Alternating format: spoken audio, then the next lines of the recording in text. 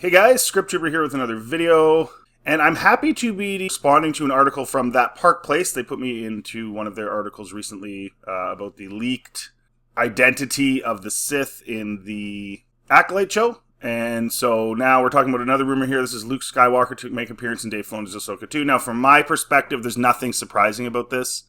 At the end of Season 1, when Thrawn is going back to the other galaxy, and Ahsoka was left in the new one, I said, well, it's probably going to be Thrawn versus Luke or something like that. They're going to do something like that. If they didn't, just think of it this way.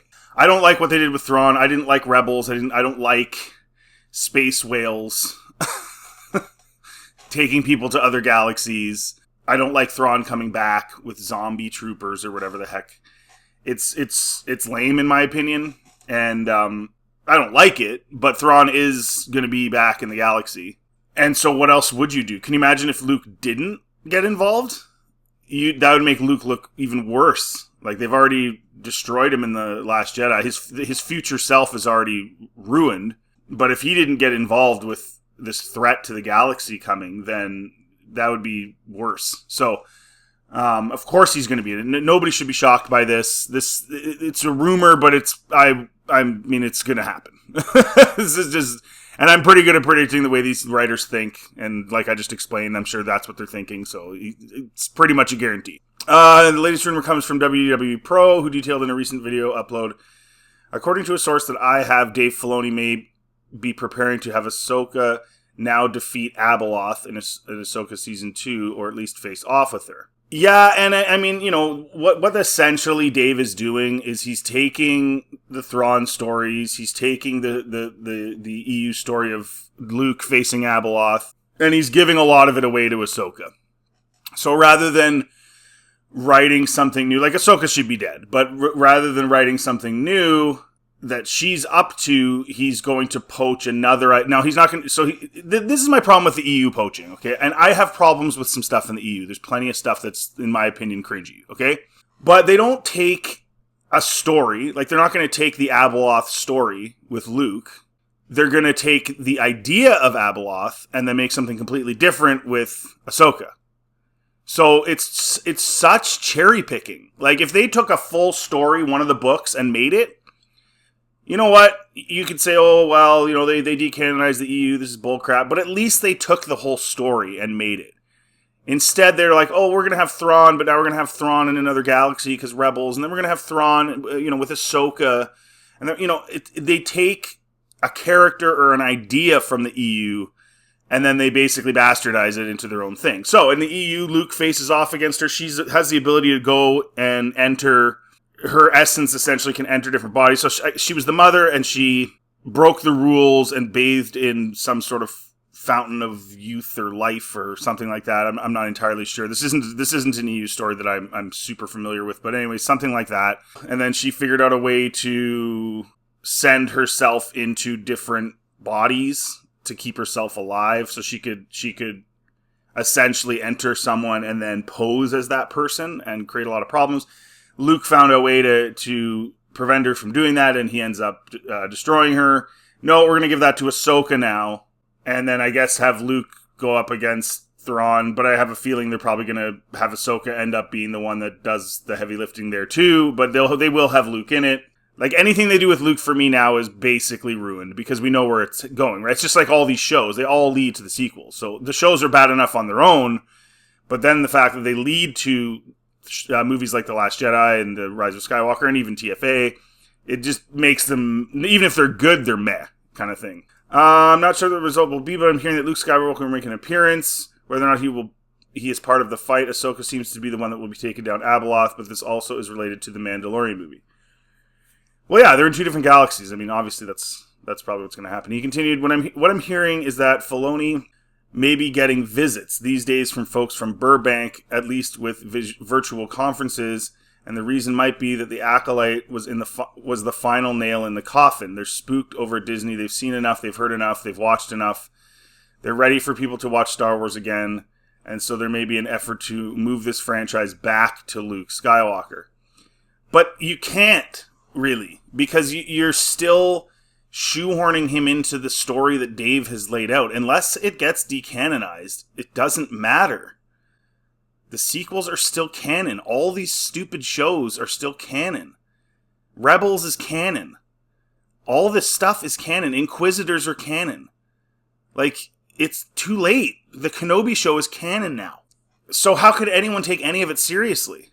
I think The Mandalorian Season 2, Luke, got people very excited, but at that point, all we had was The Mandalorian Season 1 and 2 after the sequels, and so people were kind of excited.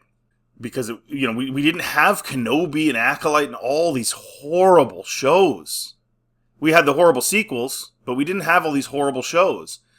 So I don't know that audiences, let me know in the comment section what you guys think. I don't know that audiences are going to be that excited about Luke entering these absolutely horrible shows. Because, again, Mando Season 2, I mean, it's decent. I have some issues with it, but it's decent. So he's coming in at the finale of a decent show, and for a lot of people, a good show at that point. Season 3, of course, ruined it for many people. But now he'd be entering into an Ahsoka show that people don't like, that didn't get a ton of views. He's entering a situation where it's taking his EU story and giving most of it to Ahsoka. I don't think a lot of fans want to see that. I think what fans wanted was, at the very least, drawing off of the familiarity of the EU in the sense that Luke is a major player.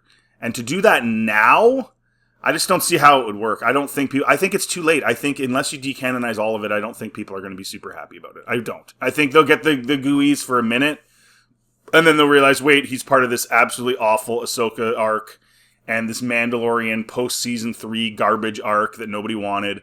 Adventures in babysitting. And so I don't think people are going to be into it. So I think it's too little too late, all that to say. And what I'm being told is that while you will probably see Luke Skywalker in Season 2 of Ahsoka, you're really going to see Luke Skywalker in some other stuff. And that they may be preparing for a heavy push of Luke Skywalker, even if Kennedy doesn't like it. It doesn't matter anymore. This is a franchise that's going to go back to Luke. Again, how? I don't think it's going to work.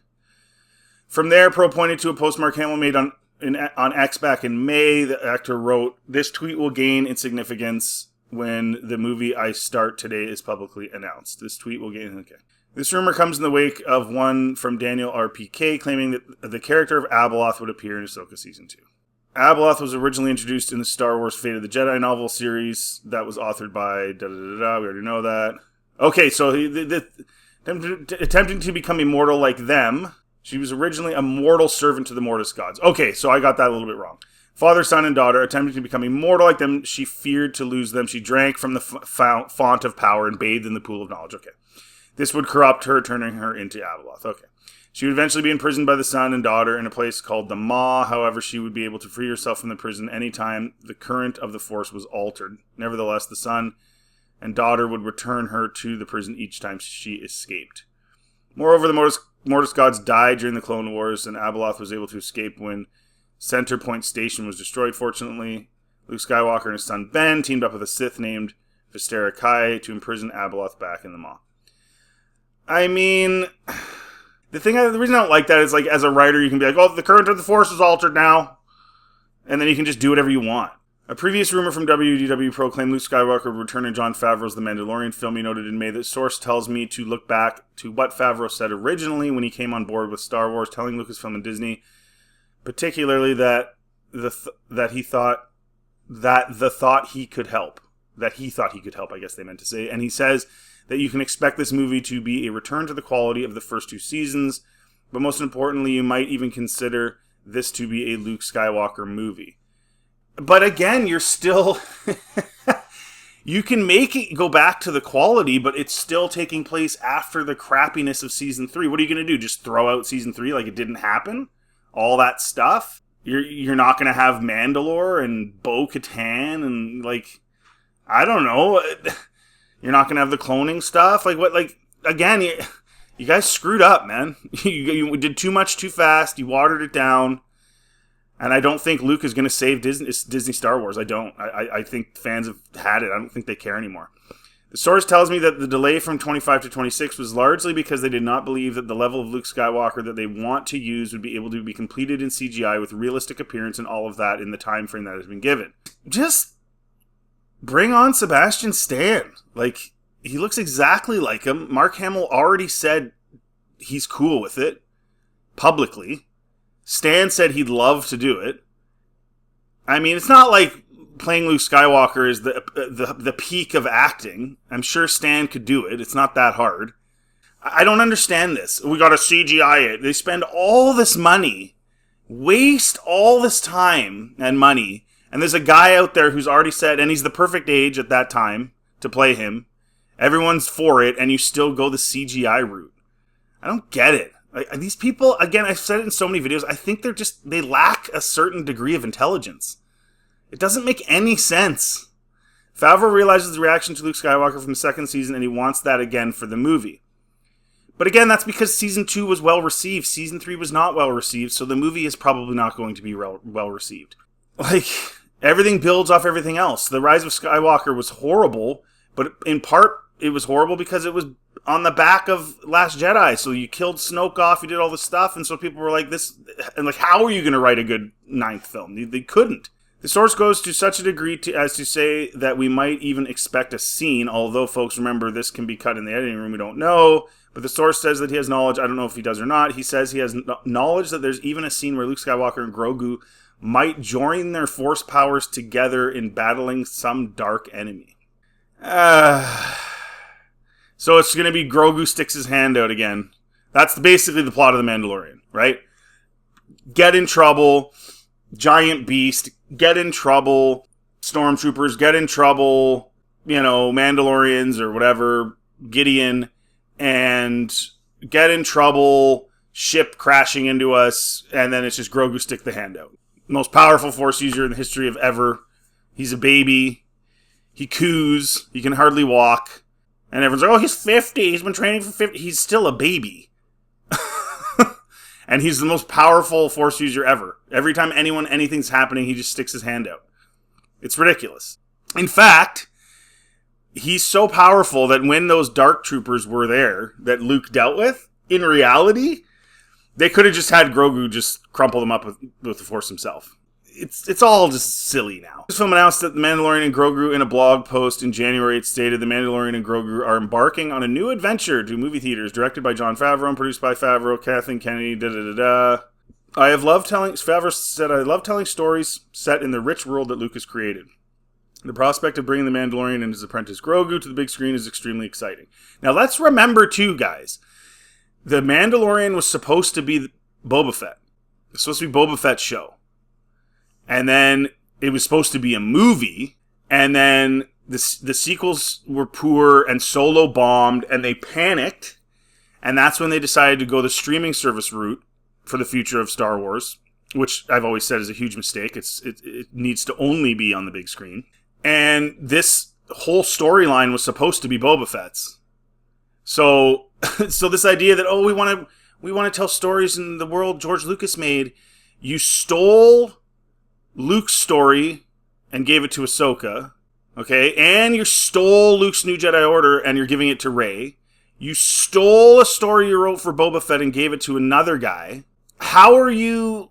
I mean, I guess it's exciting to just stomp on George's stuff. I don't know. I don't get these guys. None of them make any sense. And I like, John's the one guy I kind of like, but even he, they're just all... Just nothing makes any sense. Favreau and Filoni have ushered into Star Wars 2 new beloved characters, and this is a new story, blah, blah, blah, adventures in babysitting. We wanted a bounty hunter. You turned it into babysitting for money. We're not stupid. You just want to sell toys. And even the Grogu toy sales are way declining now. I think people are over it. I think it's over. I don't know I don't think Luke Skywalker's saving Disney Star Wars. As for Season 2 of Ahsoka, Filoni told Empire that it's likely that Captain Pelion will reunite with Grand Admiral Thrawn. We can set up Captain Pelion in The Mandalorian, and that's a character that goes with Thrawn, so I'd love to see the two. Who cares? Who cares? And how was Pelion conversing with Thrawn when he was in another galaxy? They never explained that. Remember, he says in the meeting that, he knows he's there or whatever, and it's just all stupid. Filoni had previously told the outlet that Thrawn would be the big bad in the New Republic era. He was asked, do you see Thrawn as the big bad of the New Republic era? Is that your positioning? He said, definitely in my eyes. When Timothy Zahn wrote Heir to the Empire, Thrawn became this very iconic villain because he was different than anything we'd seen before. He wasn't another helmet-wearing, lightsaber-wielding bad guy, you know? Well, and I've been saying this all along. They don't know how to write anything other than a lightsaber-wielding bad guy. You know, people get mad at me because I said that about Balin, but that's what he is. Okay, fine, he's not a Sith. But he does everything Sith do, right? He seeks power, he kills people to get in his way, he uses people. Okay?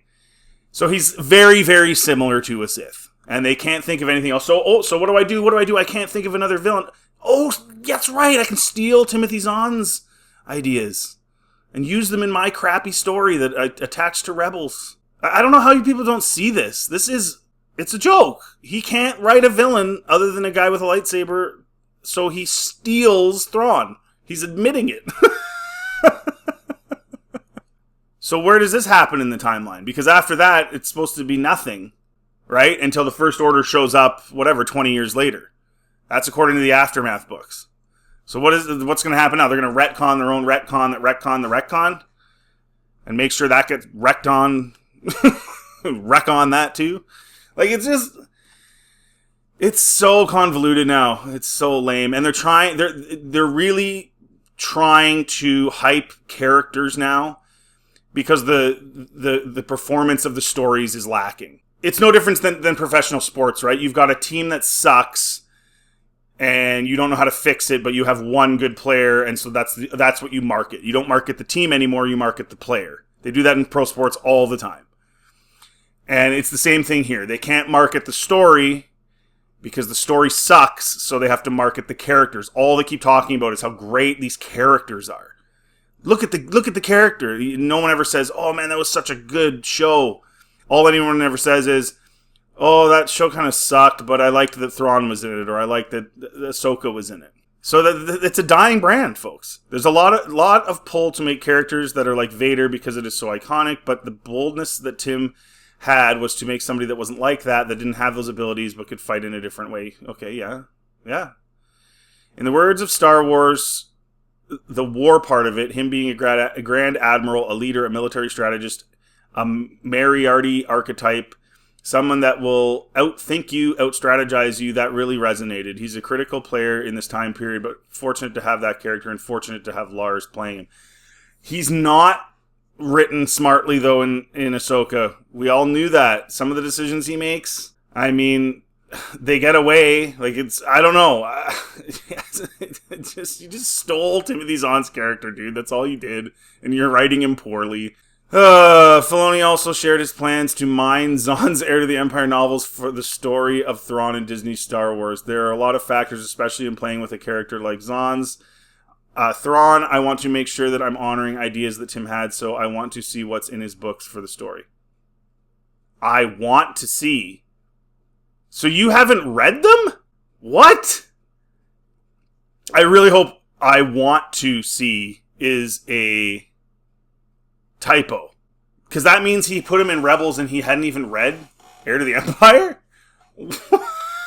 That can't be real, can it? Oh my gosh. Wow. That cannot possibly be real. That's mind-blowing. In The Bad Batch, there is actually some crossover with Heir to the Empire in the military base of Tantus.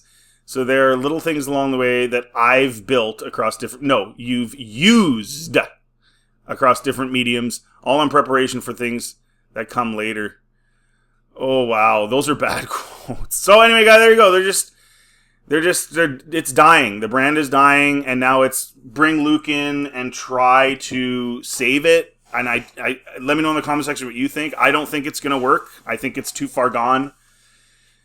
And if the next movie they put in theaters bombs, that'll be the end of it.